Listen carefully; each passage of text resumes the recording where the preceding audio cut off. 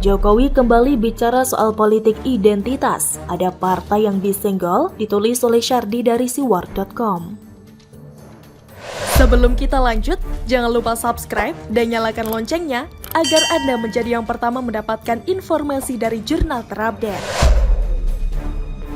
Munas HIPMI menjadi trending dan sekaligus jadi bulan-bulanan netizen karena video perkelahian adu jotos hingga terjadi saling lempar alat catering antara beberapa orang yang kita tidak tahu siapa. Munas kali ini diadakan di Solo, digelar pada 21-23 November 2022. Acara ini digelar sebagai salah satu rangkaian pemilihan Ketua Umum HIPMI 2022-2025. Sebenarnya ini sangat memalukan, karena mereka ini tergabung dalam sebuah organisasi pengusaha muda. Agak mengherankan karena bisa adu jotos, masih belum diketahui apa penyebab perkelahian tersebut. Padahal sebelum peristiwa adu jotos itu terjadi, Jokowi hadir di sana dan memberikan banyak arahan kepada pengusaha hingga tokoh yang hadir saat membuka acara tersebut. Bahkan Jokowi sempat meminta agar semua pihak bisa menjaga situasi tetap adem. Saya titip dalam kondisi dunia yang sangat rentan seperti ini, kita harus semua menjaga agar kondusivitas situasi politik ini tetap adem. Kalau bisa, nggak paling banter ya, anget tapi jangan panas, kata Jokowi. Namun sayang meski sudah diingatkan Jokowi berulang kali, namun Munas HIPMI tersebut malah berakhir ricuh. Padahal ini bukan yang pertama kalinya terjadi loh. Munas HIPMI juga pernah diwarnai kericuhan pada tahun 2015 silam di Bandung. Saat itu Bahlil Lahadalia sebagai Ketua Umum HIPMI yang saat ini merupakan Menteri Investasi atau Kepala Badan Koordinasi Penanaman Modal atau BKPM. Nah, jadi kenapa bisa ricuh? Kalau di meme lucu-lucuan, mereka menyebut kemungkinan rebutan rendang. Jadi ada satu rendang yang tersisa. Mereka rebutan dan ternyata lengkuas sehingga emosi dan terjadi baku hantam. Kalau menurut saya, ini mungkin karena panasnya perebutan kursi ketua umum. Ketua umum yang dulu bisa menjadi menteri saat ini. Artinya secara tidak langsung ada anggapan bahwa ketua umum memiliki daya tawar strategis untuk masuk ke dalam pemerintahan. Mungkin inilah yang membuat kursi tersebut sangat panas. Tapi pemicu keributan mungkin bukan karena perebutan posisi ketua umum. Yang kedua adalah pesan Jokowi. Jokowi kembali memberikan pesan yang sama seperti yang sudah-sudah.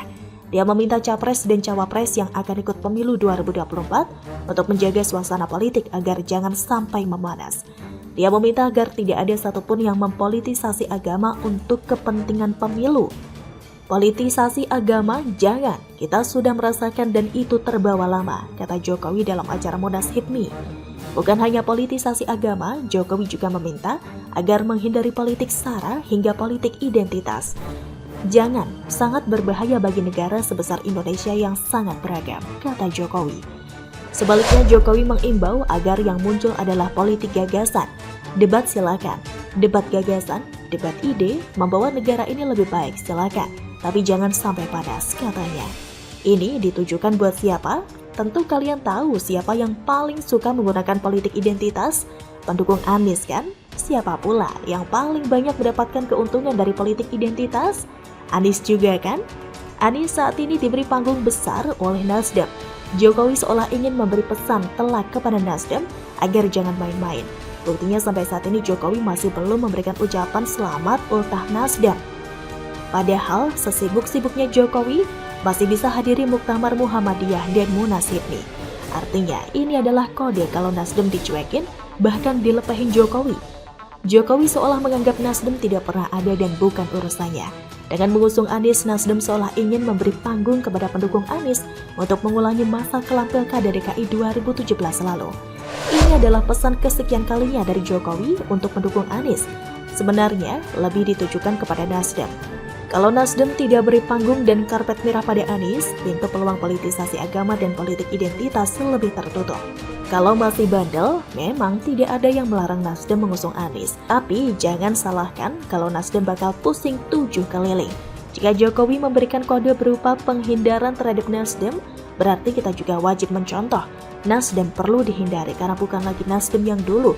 Biasanya insting Jokowi jarang meleset. Lihat saja Refli Harun, Rizal Ramli, Anies yang dipecat. Pada akhirnya kalian bisa maklum kenapa mereka bisa dipecat. Bagaimana menurut Anda?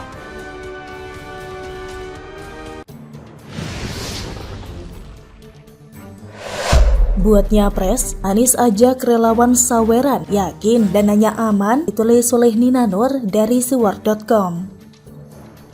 Sebelum kita lanjut, jangan lupa subscribe dan nyalakan loncengnya agar Anda menjadi yang pertama mendapatkan informasi dari jurnal terupdate. Kita paham ya bahwa proses pemilu itu memang perlu dana. Iya, pemilu legislatif, pemilihan gubernur, apalagi pemilihan presiden. Sudah ada aturan dari Komisi Pemilihan Umum atau KPU soal dana kampanye ya. Ada aturan mengenai sumber, jumlah maksimal, dan laporan penggunaannya.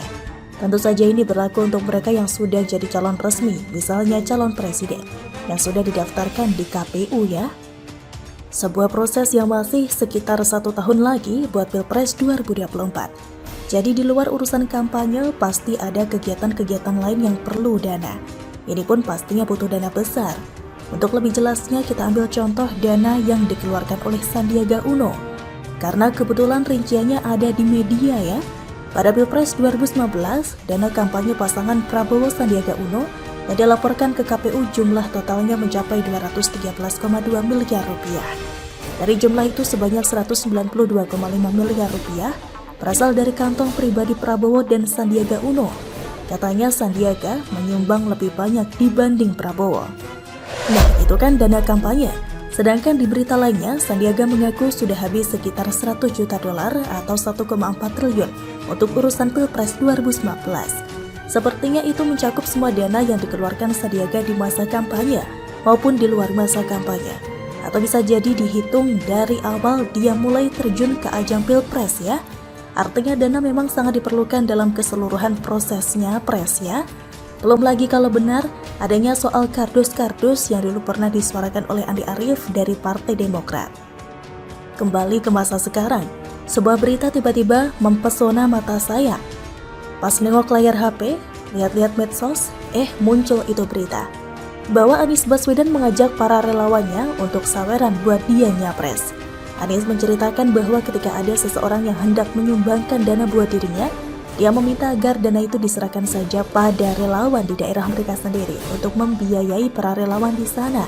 Menurut Anies, ini jadi solusi untuk meminimalisir pengaruh oligarki. Dia mencontohkan pengalamannya dulu waktu jadi gubernur. Katanya Anies tidak punya beban ketika berhadapan dengan pendonor-pendonor raksasa karena memang tidak ada pendonor raksasa. Adanya hanya rakyat yang berjuang di Jakarta.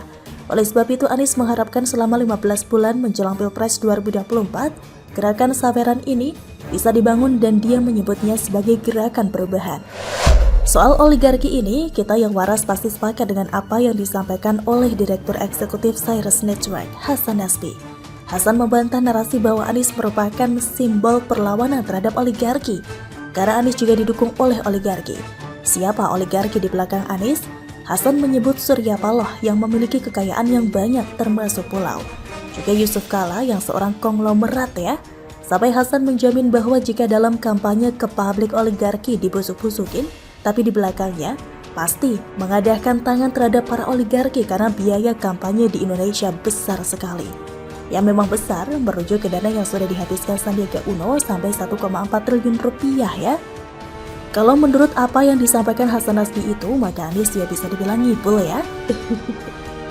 Kayaknya gak sekali dua kali sih Anies ini disebut ngibul. Nah, urusan ngumpulin duit, jika kita lihat rekam jejak para kadrun itu jadi urusan yang bermasalah. Saya ingat pada tahun 2021 silam, pernah ada pengumpulan donasi untuk 6 laskar FPI yang meninggal dunia beberapa bulan sebelumnya.